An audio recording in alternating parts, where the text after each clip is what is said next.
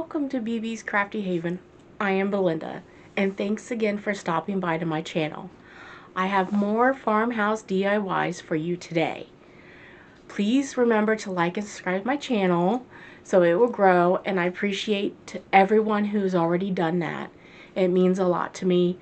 I really enjoy seeing my channel grow, and I enjoy doing this so much, and it's thanks to you guys watching that helps me continue to do this. So I really appreciate it. Don't really have much else to say. Not much else going on with me. I think I'm good. Enjoy the crafting. Enjoying life. So with that, let's get on with the video, and I hope you like it, and please remember to comment and tell me what you guys think. And with that, let's get on with the crafting. DIY number one. We're going to take these giant craft sticks that I got from Walmart, and we're going to take 10 of them, and we're going to lay 8 of them across,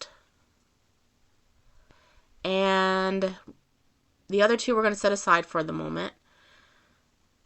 We're going to use the other 2 to hold the other 8 together, but you'll see that in a minute.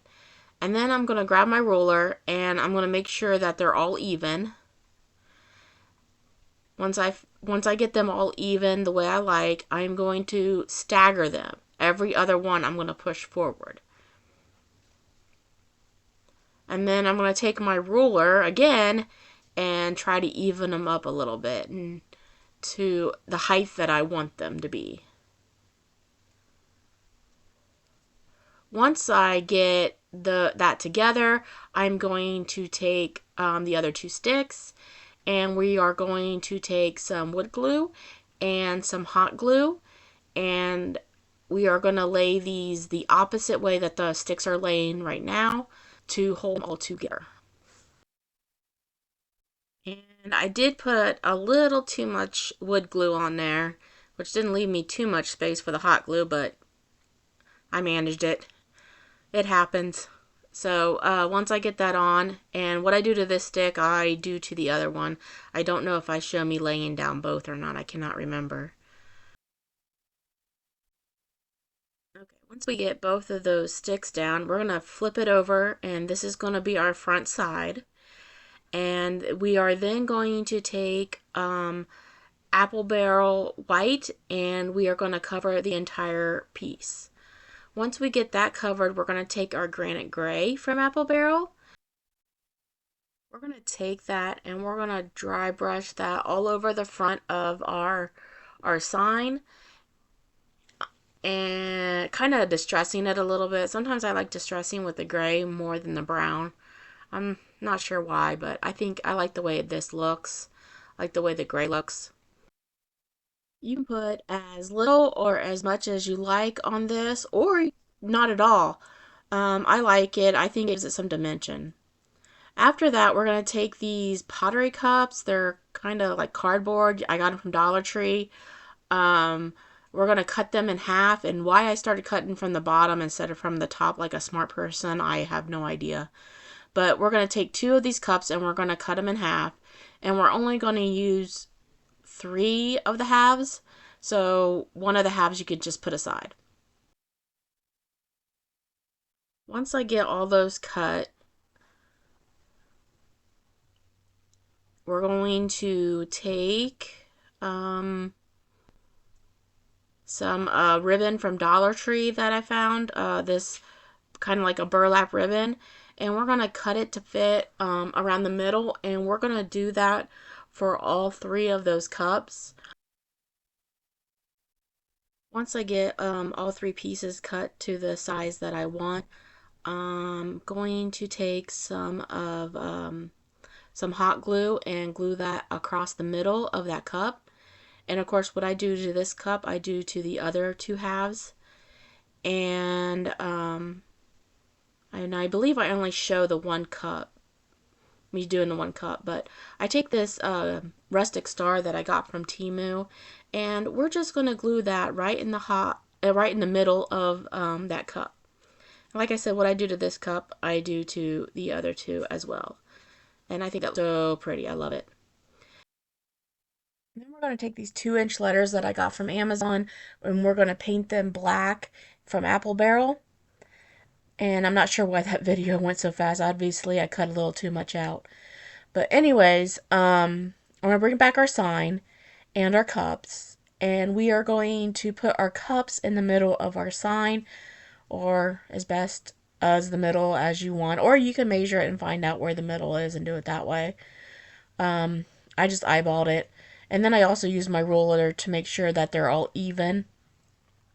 Once I get them even and hot glued down, we are going to take some foam and we're going to stuff them in each of those cups. It doesn't take very much, which is a good thing because I just found out that's all I have. Definitely have to go to Dollar Tree and get me some more. Of course, a trip to Dollar Tree is not like much of a hardship. I love shopping at Dollar Tree. Of course, my husband rolls his eyes every time I bring Dollar Tree bags in the house. But anyways, I got these flowers from Michael's. They were on sale. They're like 99 cents. And I cut and fill each of those cups with that, as you can see. And then that video went really quick again. I'm sorry, I cut a little too much out. But then I'm going to take some of this moss, as you can see, and I'm going to stuff each of those cups with this moss. And it doesn't really take a lot of the moss, and I didn't glue anything down. Um, they were pretty tight in there, and I'm pretty confident that everything's going to stay in. Those cups were little, and I did stuff them kind of full, so I'm not worried about anything falling out. But this is what we have so far. Next, I'm going to take some wood glue, and I'm going to glue down the word bloom. And I just usually put a little bit of the wood glue on and then use my finger to spread it. I find it a lot easier to do that with the with those lettering, especially the smaller ones. Next, we're going to take some jute and we're going to put a hanger on this. And it's pretty light, so I'm pretty confident that that jute will hold. I hot glue it down, of course, but then even though it's light and I think that'll hold, I do put some masking tape down just for that extra security, more for my peace of mind, I guess. But I do that on both sides. And that is it. That is it for this project. And let me know what you think in the comment box below. Now on to DIY number 2. With this, we're going to take one of those cutting boards that you can get from Dollar Tree. And we're going to take our antique parchment from Apple Barrel. And we are going to cover the entire thing. Once we get that completely covered, I'm going to take my Mod Podge and I'm going to cover the entire front part of that board with that Mod Podge. Once I get that completely covered, we're going to take that and put that aside to dry. And while that is drying, we're going to take this printable that I got. I just Googled it. I just Googled Rooster and I came across this and I really liked the colors in it. So I just did it on regular printer paper, and I used my water pen to try to make it a little easier to tear. Um, it the water kind of changed the color of the paper a little bit, and I didn't like it, so I really had to tear it pretty close and make sure all the water part of the paper was off, if that makes any sense, because I didn't like the color change in the paper. So you're going to see it cut down a little bit more than that. See, there's no more wet parts. I made sure I got all those off. And anyways, I'm going to center my printable in the middle of our cutting board. And I'm going to take my parchment paper and my little mini iron that I got off of Amazon. And we're just going to reactivate the Mod Podge. This also helps decrease any wrinkles. Once I get that done, I take this stuff. I got this stuff from Temu, and I thought it was a brown, but it ends up turning out more red, and I didn't like it. I went ahead and put it all the way around because I planned on, okay, I decided I was just going to redo it with a different color, but I thought if I didn't go all the way around with that color, that when I put the different color on, it wouldn't have worked out. So I ended up taking my wax from Folk Art and going all the way around. I start with the edges and I use my fingers to smooth it out if needed to. I ended up also doing the middle, of course. And then I thought when I did that, it looked a little too heavy. So I didn't like the way that looked either. So I tried to fix that. I'll show you how I tried to fix that here in a minute. Once I went all around, see, it looks, I did too much. So I take my sander and I try to blend it in and soften it up with that. And you need to, if you do this, avoid the paper, of course. And I think that helped a little bit by doing that. I think that helped blend it in better. But anyways, we're going to cover the bottom half anyways. So I'm going to take some hot glue and this brown moss. Before I forget, I got that moss from Michael's. And I cover the entire bottom and I do trim it. And then I'm going to take these strips of fabric that I have found that I've had for a while, and we're going to make a messy bow, and all I'm going to do is crisscross those and then take jute to tie it off. And I don't know if I show you me making the whole bow or not. Hopefully you do know how to make a messy bow, but if not, you can always message me and I can tell you how to make them. But they're pretty easy to make. Then I take this tag, and the tag is a little too big, so I have to cut this down some. So I just cut the sides and some of the bottom.